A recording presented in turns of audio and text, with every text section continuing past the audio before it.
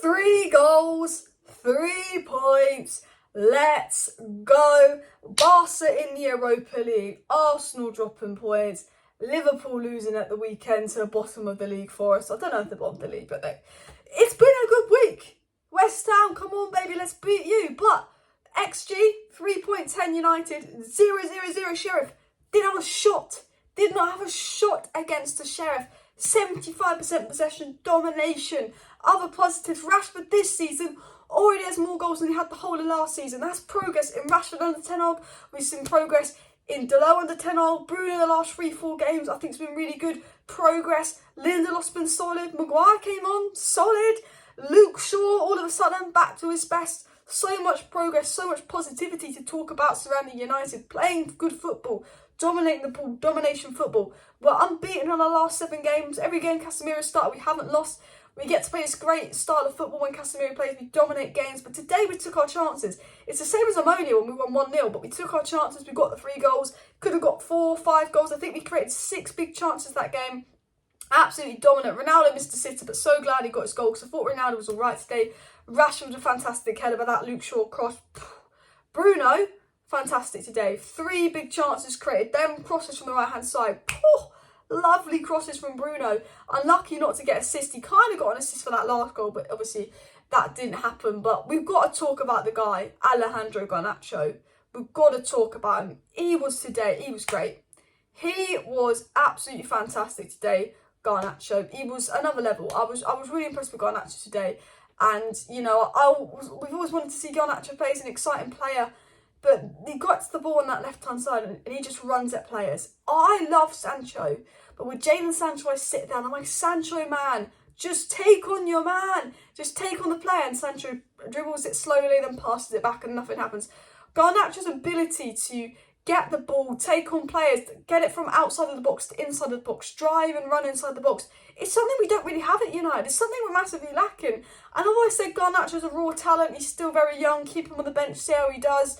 But I'd like to see him more. But when Garnacho starts like that today and does that and offers something that we're crying out for because Jadon Sancho's not bringing it, Antony's not bringing it yet, getting the ball and driving inside the box, bringing the ball inside the box via dribbling, I'm thinking start Garnacho versus West Ham. I think he will cook Kufau. I think he will. He's very electric, very unpredictable. He's raw. He needs working on.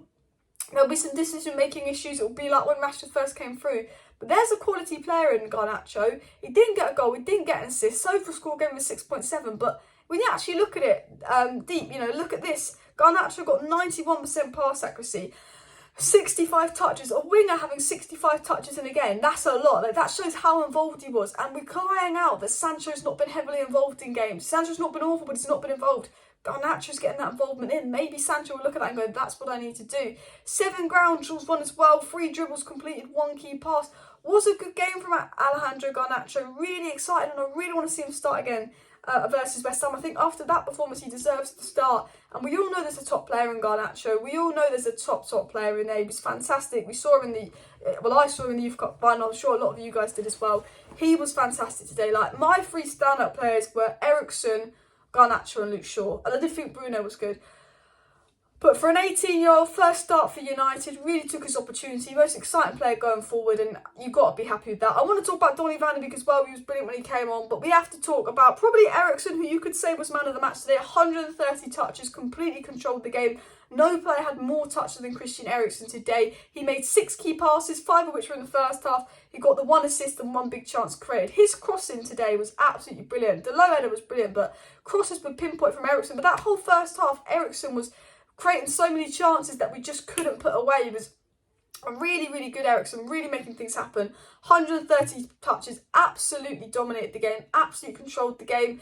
You know, had to go a bit more defensive when Casemiro came off, so that's why he only made 1 key pass in the second half compared to the 5 he made in the first half because of McTominay. Had to go a bit more defensive, but still controlled the game really well. I think Eriksen is looking like a top quality player. I think Bruno last few games has been brilliant, looking to start get some consistency. First half Bruno went missing a little bit. Second half Bruno, I thought, why is Bruno on the right? Why is Rashford going centre? Bruno's not a winger.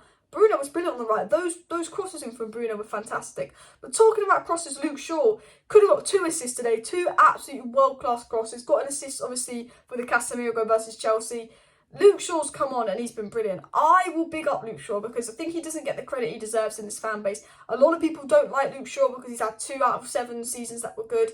But when Luke Shaw is good, he's good. And Malassia's come and he's given Luke Shaw that competition. He's woken up.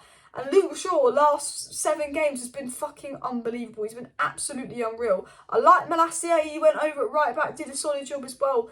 And Malassia's a good player, but Luke Shaw's been unreal, and Malassia keeps Luke Shaw on his toes. My only fear with fullback is Dalot is playing every game. He needs to rest. Dalot, brilliant again.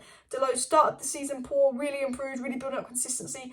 Dalot's another player that's going on to 10R. But right now, we're going to have to play Malassia back at right back because, you know, Dalot, he needs a rest. Now, obviously, Lissandro Martinez got rested. Antony got rested. That interesting Antony spin.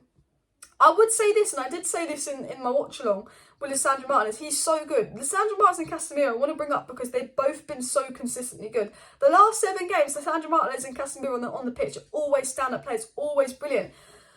But I was thinking, you know, we have to look at the negatives. We have to analyse the game a little bit here. You know, Sheriff playing a completely low block, parking the bus. I mean, it was more defensive than parking the bus, Sheriff. They were literally, like, they had the bus, I don't know, clamped. So defensive, and I did, you know, Lissandro Martinez actually created the second most amount of chances after Eriksen in that first half. He was, you know, him on the ball, he creates a few things. I remember he almost created something for Antony versus Chelsea. Very good ball playing centre back, but I'd almost like to see now. Lissandro Martinez for me always going to have to play centre back in the Premier League. One of the best centre back. He's a centre back for me. But in games like Sheriff, where you know they're absolutely going to part the bus, I'd love to see Lissandro Martinez give it a go in midfield. Maybe Lissandro is DM, Donny is box to box, Eriksen is Cam, or Eriksen is box to box, Donny is Cam. I'd love to see that midfield free. I think it would be really interesting. And I thought Donny van de Beek had a really good cameo. 130 touches, 6 key passes. No, sorry, not that. I've just read out Eriksen's stats. Why have I read out Eriksen's stats for Donny's cameo? I don't know. But I thought Donny had a really good cameo. I've read out the wrong stats. Do apologise. Because Donny's always eager to get the ball, always eager to move the ball, always eager to move the ball quickly. And I think the one negative I will say is, two negatives, because we do struggle to break down teams. And these are the 2 negatives. Silly shots from outside the box when there's a simple pass on. Silly crosses, silly decision makings. We try and force things to happen. And sometimes we move the ball too slowly. Donny comes on, he's always trying, I know he takes 1 touches and you like take more than 1 touch, but he's always moving. Donny's movement moves defenders away, makes easier for United to create. Donny moving the ball quickly moves defenders away. Donny's such an intellectual player that when you're playing sides with a low block, Donny needs to be on that pitch, because if you actually analyse Donny's off the ball work, he makes them defenders move. He makes them move off the pitch. And I think those kind of games, Donny needs to play, and I hope we see more and more of Donny. I thought in the 10 minutes was brilliant, but I actually think in terms of breaking down a low block, that's what he does. And I always go back to one of those games where we beat Newcastle 4-1, it was 1-0, Donny came on the pitch, we moved to this diamond, and Donny didn't get a goal or assist, but he's involved in all 4 games, and we ended up beating Newcastle 4-1. I go to the game against Watford where we were 2-0 down to Watford, Donny comes on, we dominate the game, then Maguire gets a silly red card, Ollie gets sacked. I know from 10-15 minute cameos of Donny van de Beek what he can do and how he'd be so integral to United to breaking down a low block. I think he's such an important player, and I hope we get to see him used and utilised more, because I just think he has that he just creates so much off the ball. So I have to say that about Donny van de Beek. I thought he was very good for the 10 minutes. I think Luke Shaw was very good when he came on. I thought Lindelof was solid as always. Malassia solid, Dalot solid, Maguire was good. De Gea had nothing to fucking do. Martinez solid as always. Casemiro just wow. Like, there's nothing else to say about Casemiro than wow, because United can just do so much when Casemiro is there, because he's so good. He just gives us this top quality on the ball. But that is my match reaction for Manchester United 3, Sheriff 0. But the final thing, Ten Hag, ball is cooking. I know it's Sheriff, we can only judge what's in front of us. I'm not going to get deluded, but last 7 games since City, dominated possession, dominated play. Since Casemiro's come into the lineup, we're dominating possession, we're getting those final third duels, we're playing like a really positive team, subs coming on, everyone's looking good. So much to be positive about. Bring on West Ham. You can see Ten Hag's building something, but he's got to have that investment in January. We're missing that clinical striker, we're missing a little bit in attack, and we are missing a ball carrying midfielder as well, like a Frankie Dion, but that can wait till the summer. We're potentially missing right back up, that can wait till the summer, although Ten Hag reportedly wants to bring that in. Potentially centre back up because of Varane's injury, but that can wait till summer. And potentially a goalkeeper, but De Gea has been solid for me, but I think long-term plan. Let me know your thoughts down below. Smash a like, smash the subscribe. I'm doing 5 things we learned tomorrow morning on this again, so make sure to subscribe for that, and live because we've got Gakpo news, Sesko news, and more transfer news. So see you then. Bye.